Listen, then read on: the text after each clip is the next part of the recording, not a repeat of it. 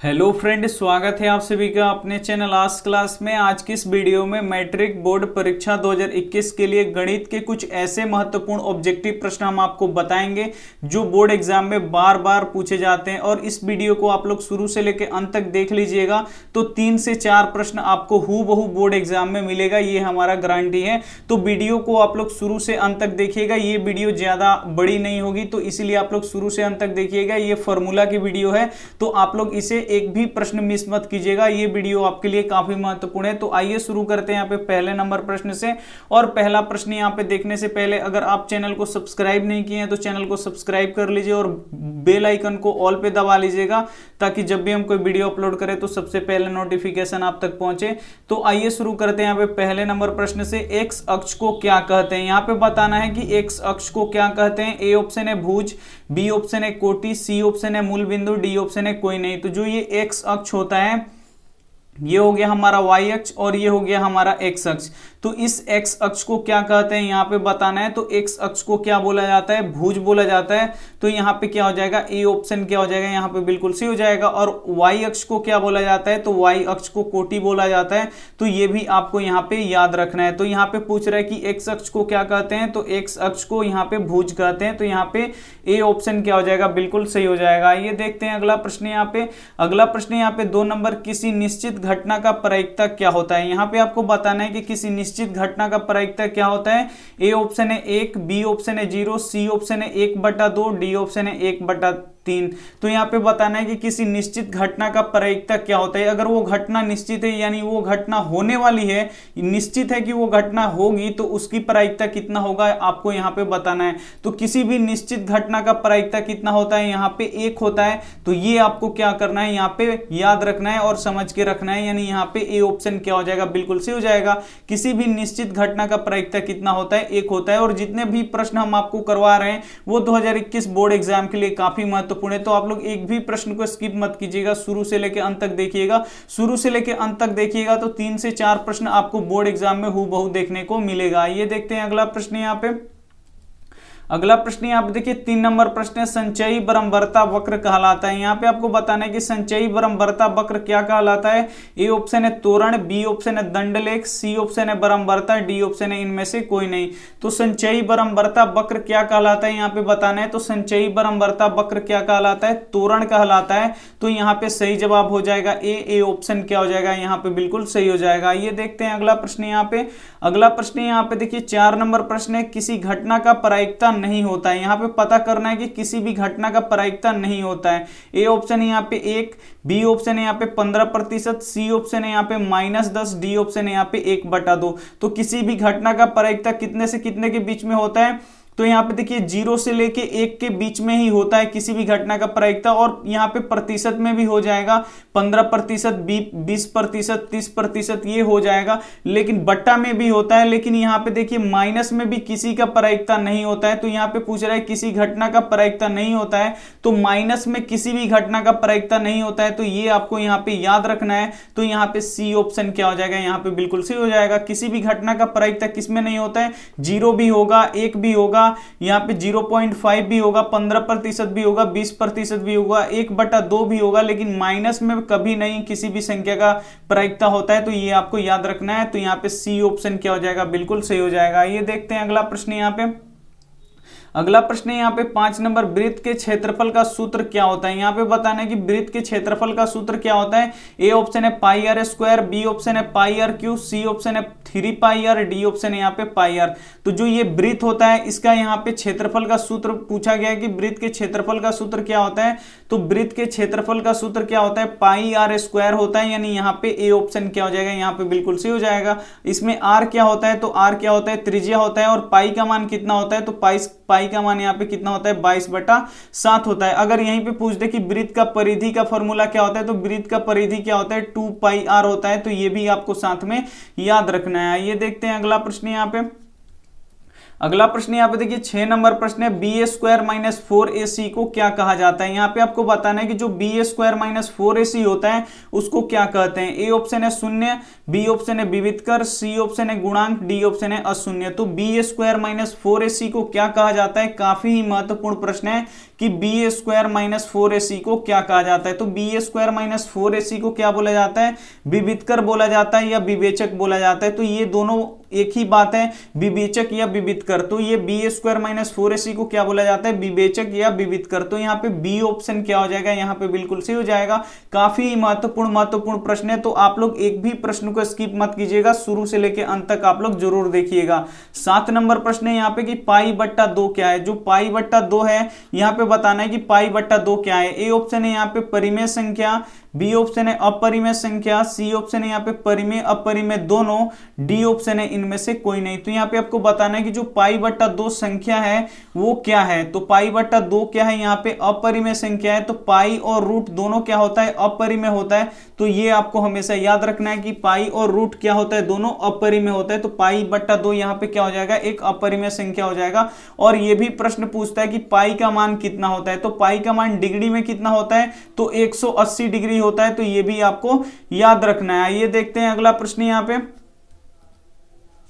आइए देखते हैं अगला प्रश्न यहाँ पे 8 नंबर प्रश्न है, एक घात वाले बहुपद को क्या कहते हैं। यहाँ पे बताना है आपको कि एक घात वाले बहुपद को क्या कहते हैं। जिस बहुपद का घात 1 हो उसे क्या बोला जाता है। ए ऑप्शन है द्विघात बहुपद, बी ऑप्शन है रैखिक बहुपद, सी ऑप्शन है त्रिघात बहुपद, डी ऑप्शन है यहाँ पे चतुर्घात बहुपद। तो यहाँ पे बताना है कि जिस बहुपद का घात 1 हो उसे हम लोग क्या बोलते हैं। तो जिस बहुपद का घात 1 हो उसे हम लोग रैखिक बहुपद कहते हैं, यानी यहाँ पे बी ऑप्शन क्या हो जाएगा, बिल्कुल सही हो जाएगा। और द्विघात बहुपद किसे बोलते हैं, तो जिस बहुपद का घात 2 हो, चर का महत्तम घात उसमें 2 हो तो उसे हम लोग क्या बोलते हैं, द्विघात बहुपद बोलते हैं। त्रिघात बहुपद किसे बोलते हैं, तो जिस बहुपद में चर का महत्तम घात कितना हो, 3 हो, उसे हम लोग किसे क्या बोलते हैं, त्रिघात बहुपद बोलते हैं। तो ये भी आपको पता होना चाहिए। तो ये प्रश्न काफी बार पूछा गया है कि एक घात वाले बहुपद को क्या बोलते हैं। तो एक घात वाले बहुपद को रैखिक बहुपद बोला जाता है, यानी यहाँ पे बी ऑप्शन क्या हो जाएगा, बिल्कुल सही हो जाएगा। ये देखते हैं अगला प्रश्न यहाँ पे।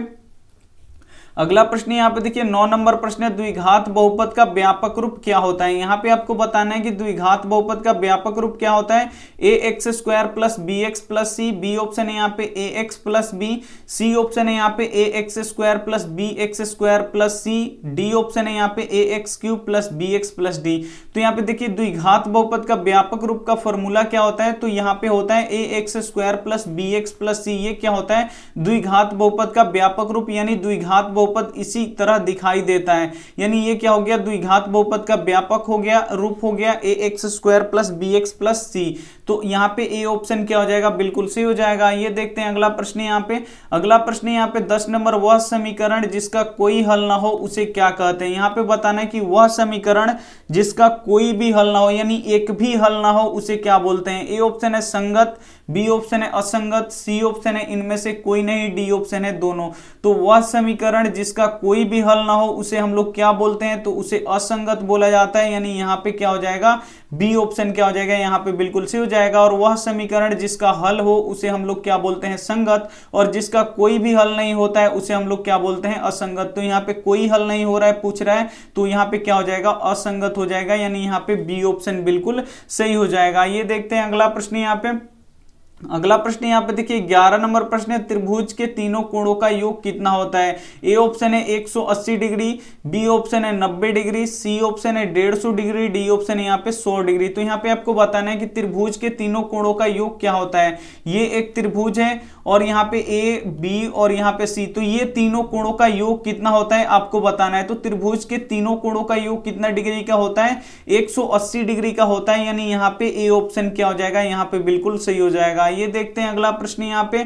अगला प्रश्न यहाँ पे देखिए 12 नंबर प्रश्न है। यहाँ पे 12 नंबर प्रश्न है, मूल बिंदु का निर्देशांक क्या होता है। यहाँ पे बताना है कि मूल बिंदु का निर्देशांक क्या होता है। ए ऑप्शन है यहाँ पे 3,0, बी ऑप्शन है 0, 0, सी ऑप्शन है y,0, डी ऑप्शन है यहाँ पे x0। तो यहाँ पे देखिए जब यहाँ पे ये हो गया y अक्ष और यहाँ पे हो गया x अक्ष, तो x अक्ष और y अक्ष जिस बिंदु पे कटते हैं उसे हम लोग क्या बोलते हैं, मूल बिंदु बोलते हैं। तो ये भी आपको याद होना चाहिए कि जिस जिस बिंदु पे x अक्ष और y अक्ष आपस में कटते हैं उसे क्या बोला जाता है, इसी बिंदु को क्या बोला जाता है, यहाँ पे मूल बिंदु बोला जाता है। इसी को क्या बोला जाता है, मूल बिंदु। और मूल बिंदु का निर्देशांक कितना होता है, तो 0 और 0 होता है, यानी यहाँ पे x का भी मान 0 होता है और y का भी मान क्या होता है, यहाँ पे 0 होता है। तो मूल बिंदु का निर्देशांक कितना होता है, तो 0 0। और ये काफी महत्वपूर्ण है आपके बोर्ड एग्जाम के लिए, यानी यहाँ पे बी ऑप्शन क्या हो जाएगा, यहाँ पे बिल्कुल सही हो जाएगा। ये देखते हैं अगला प्रश्न। यहाँ पे अगला प्रश्न यहाँ पे देखिए 13 नंबर प्रश्न है, एक बाह्य बिंदु से वृत्त पर खींची गई स्पर्श रेखा की लंबाई होती है। बताना है यहाँ पे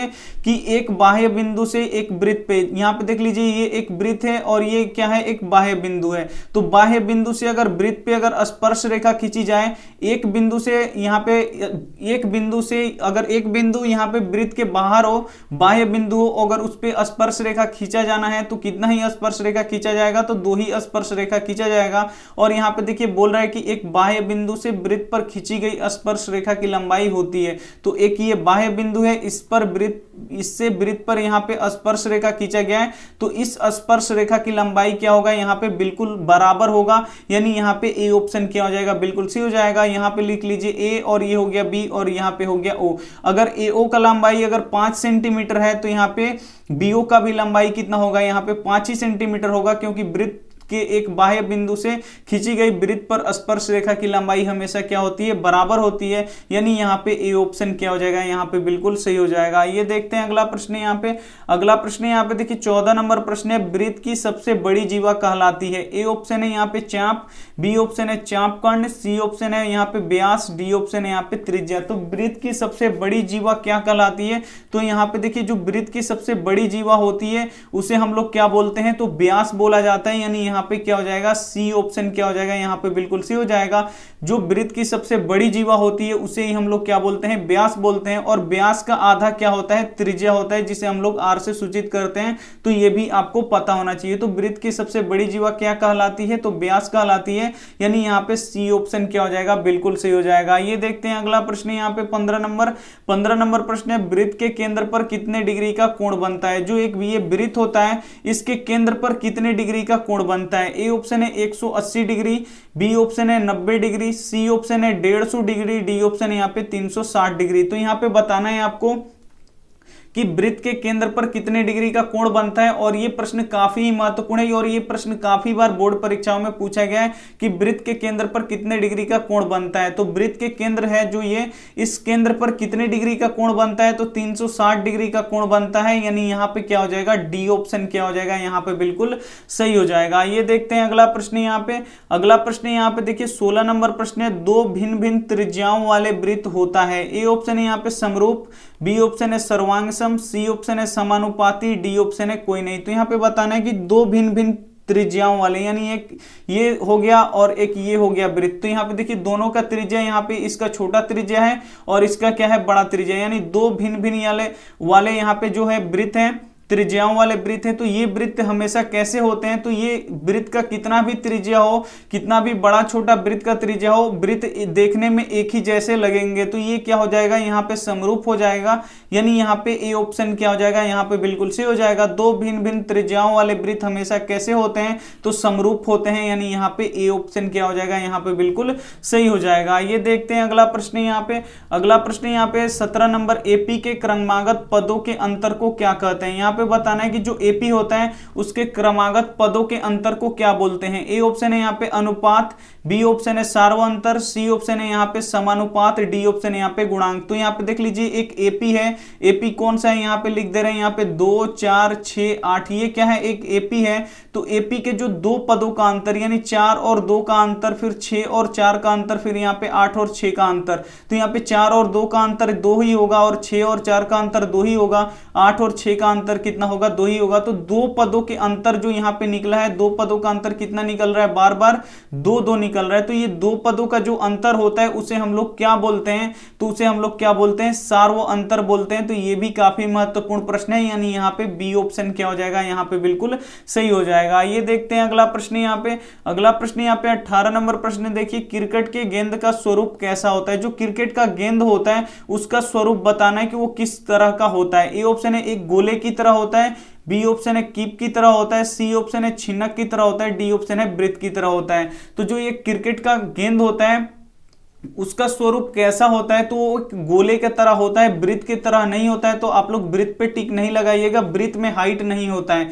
जो रोटी देखे हैं आप वो वृत्त की तरह होता है। जो गेंद या फुटबॉल होता है वो किस आकार का होता है, तो वो गोले का आकार का होता है। तो यहाँ पे जो क्रिकेट गेंद है उसका स्वरूप कैसा होता है, यानी वो देखने में कैसा लगता है, तो वो गोले की तरह लगता है। यानी यहाँ पे ए ऑप्शन क्या हो जाएगा, यहाँ पे बिल्कुल सही हो जाएगा। ये देखते हैं अगला प्रश्न। यहाँ पे अगला प्रश्न यहाँ पे 19 नंबर, बहुलक बराबर 3 यहाँ पे खाली स्थान -2 मादे। तो यहाँ पे बताना है आपकी जो ये खाली स्थान है इसके जगह पे क्या होगा। ए ऑप्शन है तोरण, बी ऑप्शन है बहुलक, सी ऑप्शन है माधिका, डी ऑप्शन है यहाँ पे माध्य। तो बहुलक बराबर 3 माधिका गुण, ये यहाँ पे देखिए क्या होता है, बहुलक बराबर 3 माधिका -2 माध्य होता है। यानी यहाँ पे सी ऑप्शन क्या हो जाएगा, यहाँ पे बिल्कुल सही हो जाएगा। जो ये खाली स्थान है उसमें क्या रहेगा, यहाँ पे माधिका रहेगा। तो यहाँ पे क्या हो जाएगा, सी ऑप्शन क्या हो जाएगा, बिल्कुल सी हो जाएगा। फॉर्मूला होता है बहुलक बराबर 3 माधिका माइनस क्या होता है, 2 माध्य होता है। तो ये भी आपको याद रखना है। ये देखते हैं अगला प्रश्न। यहाँ पे अगला प्रश्न यहाँ पे देखिए 20 नंबर प्रश्न है यहाँ पे